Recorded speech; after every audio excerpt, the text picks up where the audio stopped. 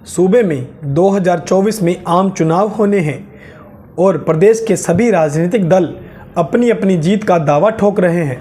लेकिन आज अगर नज़र दौड़ाएं तो वर्तमान समय में राजनीति की राह अभय चौटाला के लिए कांटों से भरी है।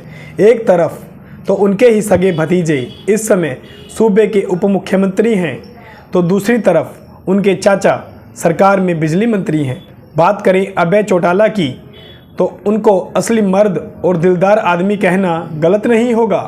सड़क से लेकर सदन तक वे जनता की मांगों को उठाते रहे हैं। प्रदेश में उनके जैसे बेबाक बोलने का मादा किसी अन्य राजनेता का नहीं है। देश में कुछ समय पहले हुए किसान आंदोलन में भी उन्होंने हिस्सा लिया। उन्हें किसानों की मांग जायज़ लगी और बोले, मैं भी किसान हूँ और किसानों के हितों की रक्षा के लिए जी जान लगा दूंगा। और हुआ भी ऐसा ही। उन्होंने किसानों के पक्ष में अपनी विधायक की कुर्सी छोड़ दी।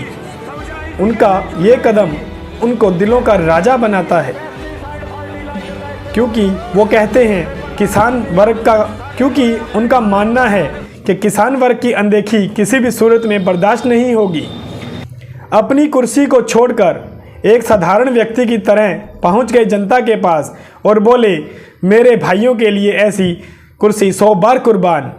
और समय बदलता गया। इसके साथ साथ अब समय आ गया था उपचुनाव का, जिसमें सत्ताधारी बीजेपी ने साम दाम दंड भेद जमकर प्रयोग किया कि इस देवीलाल के लाल की हार हो जाए, पर ऐसा हो ना सका।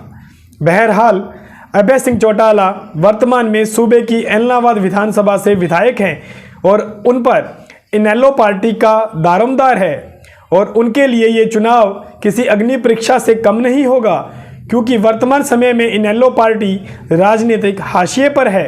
अब ये तो आने वाला समय ही बताएगा कि चौधरी देवीलाल की राजनीतिक विरासत को अभय सिंह चौटाला कितना संभाल पाते हैं। जेजी न्यूज़ की रिपोर्ट।